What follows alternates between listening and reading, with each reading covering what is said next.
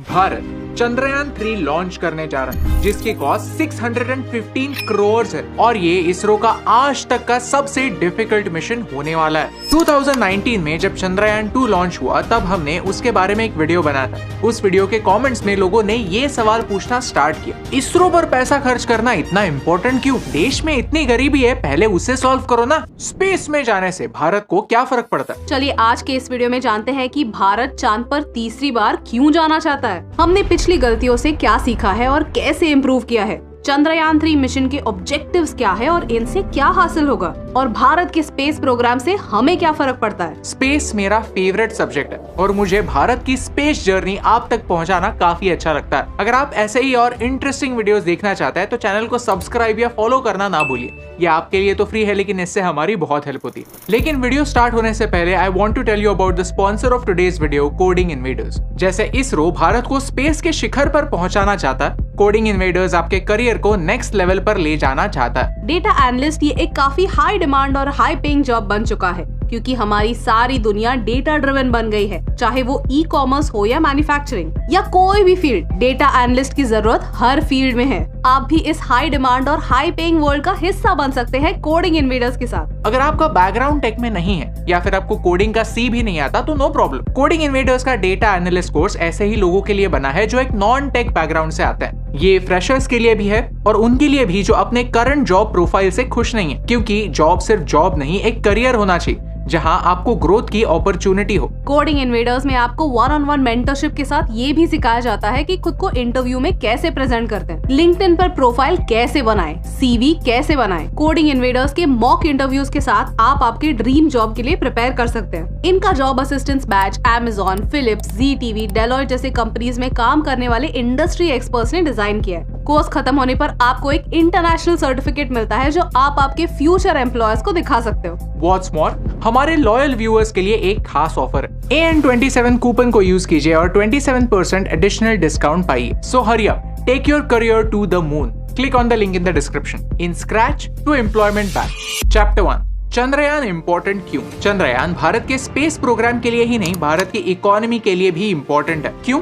चलिए जानते हैं। अक्सर जब हम कोई स्पेस डॉक्यूमेंट्री देखते हैं तो लगता है कि चांद पृथ्वी से ज्यादा दूर नहीं है, लेकिन सच तो ये है कि चांद और पृथ्वी के बीच इतना ज्यादा डिस्टेंस है कि हमारे सोलर सिस्टम के सारे प्लैनेट्स बीच में फिट हो जाएंगे। The moon is very far, जो हमने इस वीडियो में एक्सप्लेन भी किया है। मून सिर्फ एक सैटेलाइट नहीं, एक जियोपॉलिटिकल माइलस्टोन है। जब हम मून लैंडिंग की बात करते हैं तो हमारी आंखों के सामने नील आर्मस्ट्रांग और बज एल्ड्रिन की ये इमेजेस आती है, लेकिन बहुत कम लोग ये जानते होंगे कि अमेरिका से पहले यूएसएसआर चांद पर पहुंचा था, लूना 2 के साथ, वो भी अपोलो 11 मिशन से 10 साल पहले। ऑफ कोर्स रशिया ने कभी भी इंसानों को मून पर नहीं भेजा है, लेकिन चांद पर पहुंचने वाले वो पहले थे। दुनिया में ऐसे सिर्फ 3 देश हैं जिन्होंने चांद पर सॉफ्ट लैंडिंग किया है, अमेरिका, रशिया और चाइना। सॉफ्ट लैंडिंग का मतलब है सेफ लैंडिंग, यानी लैंड करने के बाद स्पेसक्राफ्ट सेफ हो। ये सॉफ्ट लैंडिंग काफी इम्पोर्टेंट है, क्योंकि एक बार हमने ये प्रूव कर दिया कि इसरो सॉफ्ट लैंडिंग कर सकता है तो हम इम्पोर्टेंट इंटरनेशनल स्पेस प्रोजेक्ट्स ले सकते हैं। जो काम आज नासा कर रहा है और पैसे कमा रहा है,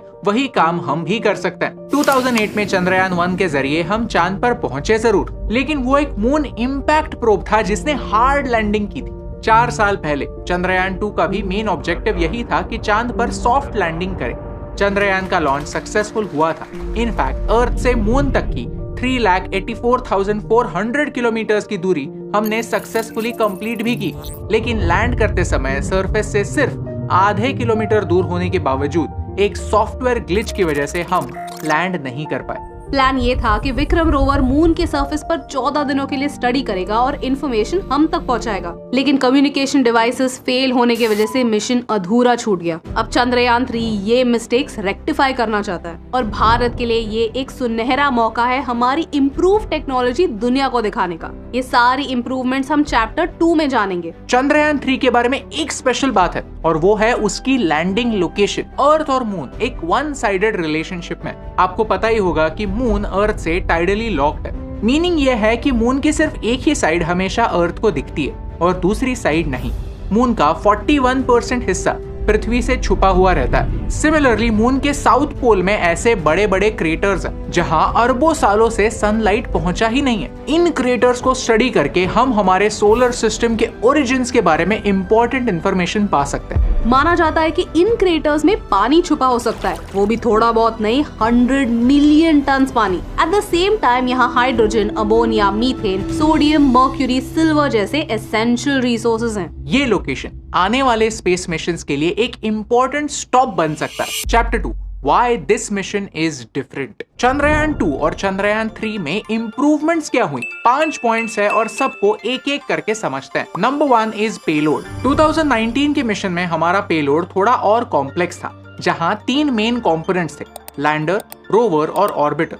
2023 के मिशन में हमारा पेलोड सिंप्लीफाई हो चुका और यहाँ सिर्फ लैंडर और रोवर ही है। 2019 में हमारे ऑर्बिटर ने उसका मिशन कंप्लीट किया था, इसीलिए इस बार ऑर्बिटर को इंक्लूड करने की जरूरत नहीं पड़ी। Number 2 powerful lander. चंद्रयान 3 के टीम ने चंद्रयान 2 के मिस्टेक से इम्पोर्टेंट लेसन सीखे हैं। हमारे लैंडर के लेग्स और ज्यादा स्ट्रॉन्ग बनाए हैं ताकि वो इम्पैक्ट को बेहतर तरीके से रेजिस्ट कर पाए और सरवाइव कर पाए। पहले हमारा इंजन उतना पावरफुल नहीं था, तो वो लैंड करने से पहले सही समय रहते अपना स्पीड कम नहीं कर पाया और उसे एग्जैक्टली जहां पर लैंड करना था उस स्पॉट से कुछ 750 मीटर्स दूर जाकर गिरा। अब हमारे लैंडर की इंजन कैपेसिटी बढ़ाई गई है। एट द सेम टाइम उसमें हजार्ड डिटेक्शन सिस्टम भी ऐड हुआ है। Number 3 instruments. मून अर्थ को स्टडी करने के लिए एक ग्रेट प्लेटफॉर्म बन जाता है, जिससे हम हमारी पृथ्वी के बारे में डेटा कलेक्ट कर सकते हैं और फ्यूचर मिशंस प्लान कर सकते हैं। इनका यूज वेदर पैटर्न डिटेक्शन के साथ साथ एक्सोप्लैनेट्स के स्टडीज में भी हो सकता है। चंद्रयान 3 में शेप यानी स्पेक्ट्रोपोलरिमेट्री ऑफ हैबिटेबल प्लैनेट अर्थ नाम का एक इंस्ट्रूमेंट होने वाला है, जिससे हमारी अर्थ का डेटा रीड करके हमारी सोलर सिस्टम के बाहर हैबिटेबल एक्सोप्लैनेट्स ढूंढने में यूज हो सकता है। Number 4 launch vehicle. Chandrayaan 3 launch important एक और रीजन की वजह से है और वो है LVM-3 लॉन्च व्हीकल, जो हमारे पहले GSLV Mark II launch vehicle से 30% ज्यादा वजन कैरी करने की कैपेसिटी रखता है। आसान भाषा में एक्सप्लेन किया जाए तो इस लॉन्च व्हीकल की सक्सेस भी भारत के लिए इम्पोर्टेंट है, क्योंकि इससे हम हेवियर पेलोड्स अंतरिक्ष में भेज सकते हैं। ये हम दुनिया को प्रूव कर सकते हैं। Number 5 is cost. हमने चंद्रयान 2 कुछ 870 करोड़ में लॉन्च किया था। वैसे देखा जाए तो ये कॉस्ट अवेंजर्स एंड गेम से भी 3 गुना कम है, लेकिन अब हम और एफिशिएंट बन चुके हैं और चंद्रयान 3 का टोटल बजट कुछ 615 करोड़ तक होने वाला है। ये हमारी बढ़ती हुई एफिशिएंसी का प्रूफ है। चैप्टर 3 इसरो पैसों की बर्बादी है क्या? जब भारत ने मंगलयान लॉन्च किया था तब न्यूयॉर्क टाइम्स ने ये कार्टून पब्लिश करके हमारा मजाक उड़ाया था। ऐसे कार्टून्स चाइना के बारे में क्यों नहीं बनते? क्या चाइना में गरीबी नहीं है? ऐसे कार्टून्स यूएई के बारे में क्यों नहीं बनते? क्या यूएई परफेक्ट है? भारत एक उभरता हुआ देश है, भारत एक डेमोक्रेसी है और फिर भी स्पेस जैसे सेक्टर्स में एक इम्पोर्टेंट रोल प्ले कर रहा है। शायद ये बात कुछ वेस्टर्न लोगों को हजम नहीं होती। फिर वो ऐसा सवाल पूछते हैं कि India afford a space program? चलिए एक सिंपल सा सवाल पूछते हैं कि हम हर साल हमारे स्पेस प्रोग्राम पर कितना खर्च करते हैं। इसरो के बजट्स पर सवाल आने वाले हैं, ये सतीश धवन सर को पता था। इसीलिए जब वो इसरो के चीफ बने तब वो सैलरी के तौर पर सिर्फ 1 रुपया लिया करते थे और इसी एफिशिएंसी की लेगेसी इसरो आगे भी कैरी करता है। ये चार्ट देखिए, हम पिछले 20 सालों से कंसिस्टेंटली हमारे स्पेस प्रोग्राम का बजट बढ़ा रहे हैं। That's a fact. लेकिन ये हमारे जीडीपी का सिर्फ 0.8% है। To put things in perspective, हम हमारे पोस्टल सर्विसेज को चलाने के लिए 36,000 करोड़ स्पेंड करते हैं। लेकिन इन पैसों में हमें क्या मिलता है? हमारे फ्रेंडली नेबर चाइना पर नजर रखने के लिए आंखें मिलती है। चाइना को भारत से इतना लगाव है कि अरुणाचल और लद्दाख में वो अपने लोग भेजता रहता है, वहाँ ऐसे सेटलमेंट्स बनाता रहता है और धीरे धीरे अनियन स्लाइसिंग मेथड से भारत का छोटा छोटा हिस्सा चुराता रहता है। लेकिन इसकी जानकारी इसरो के सैटेलाइट्स हमारे सिक्योरिटी तक पहुंचाते हैं। 10 से ज्यादा सर्वेलेंस सैटेलाइट्स चाइना की नेवल एक्टिविटीज को ऑब्जर्व करते हैं। जब 2019 में फैनी साइक्लोन आया तब इसरो के सैटेलाइट्स ने ही हमें टाइम रहते हुए वार्निंग्स दी। इन्हीं सैटेलाइट्स की इंफॉर्मेशन की वजह से उड़ीसा से 11.5 लाख लोगों को सेफली इवैक्यूएट किया गया। आज ओडिशा डिजास्टर मैनेजमेंट में नंबर 1 बन चुका है और यूनाइटेड नेशंस भी दूसरे देशों को ओडिशा का डिजास्टर मैनेजमेंट मॉडल सीखने की सलाह देता है। इसरो हमें हमारी ज्योग्राफी स्टडी करके डेटा देता है। इसी डेटा का इस्तेमाल करके हम किसानों को गाइडेंस दे सकते हैं। अर्थक्वेक्स, साइक्लोन्स, फ्लड्स की जानकारी एडवांस में हमें मिलने से हम बेहतर प्रिपेयर्ड रह सकते हैं और होने वाला नुकसान कम कर सकते हैं। और ये सब हमारे सैटेलाइट्स की वजह से पॉसिबल है। इसरो का बजट नासा से 15 गुना कम है और इतने कम बजट में भी इसरो के साइंटिस्ट आपकी और हमारी लाइफ बेहतर बनाते हैं। और सिर्फ हमारे लिए ही नहीं, इसरो फॉरेन देशों के लिए भी सैटेलाइट्स लॉन्च करता और उससे पैसे भी कमाता है। आज तक हमने 28 देशों के लिए इन टोटल 239 सैटेलाइट्स लॉन्च किए हैं। पूरी दुनिया भारत के टैलेंट और एफिशिएंसी पर इतना विश्वास करती है, ये हमारे लिए गर्व की बात। स्पेस एक multi-billion dollar इंडस्ट्री बन चुकी है और चंद्रयान 3 के जरिए हम चांद पे छुपे रेयर मेटल्स और मिनरल्स का इस्तेमाल ह्यूमैनिटी के फ्यूचर के लिए कर सकते हैं। वीडियो की शुरुआत में हमने कहा कि इसरो भारत की इकोनॉमी के लिए भी इम्पोर्टेंट है। हाल ही में भारत में स्पेस स्टार्टअप्स को एक बड़ा बूस्ट मिला है और इसरो कई स्पेस स्टार्टअप्स को एनकरेज और गाइड कर रहा है। क्योंकि सैटेलाइट लॉन्चिंग इंडस्ट्री आज एक $13 बिलियन की इंडस्ट्री बन चुकी है और आने वाले 5 सालों में ही $24 बिलियन की होने वाली है। अगर हम इस इंडस्ट्री का 20% भी कैप्चर कर पाए तो हम हर साल हमारे स्पेस बजट से 10 गुना पैसा भारत में ला सकते हैं। और ये बात विक्रम साराभाई जानते थे। He is known as the father of Indian space program। जब नेहरू जी ने विक्रम साराभाई से कहा कि भारत एक गरीब देश, हमारे पास कई सोशल प्रॉब्लम्स हैं,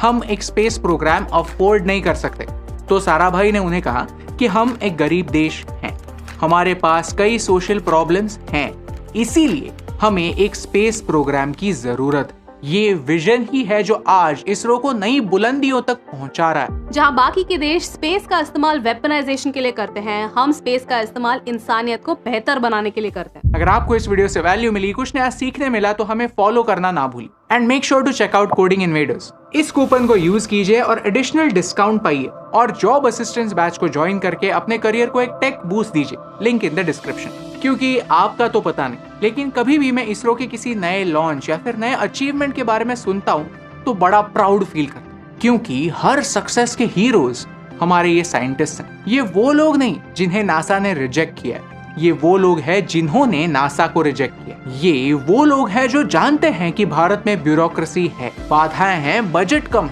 और प्रॉब्लम्स कई ज्यादा। हम वही भारत देश हैं, लेकिन साथ ही साथ हम वही भारत देश हैं जिसके लिए स्काई एक लिमिट नहीं, एक सीढ़ी है, जिसके ऊपर चढ़कर हम आने वाला कल सुनहरा बना सकते हैं। और यही इंपॉर्टेंट बात आप तक पहुंचाने से मुझे फर्क पड़ता।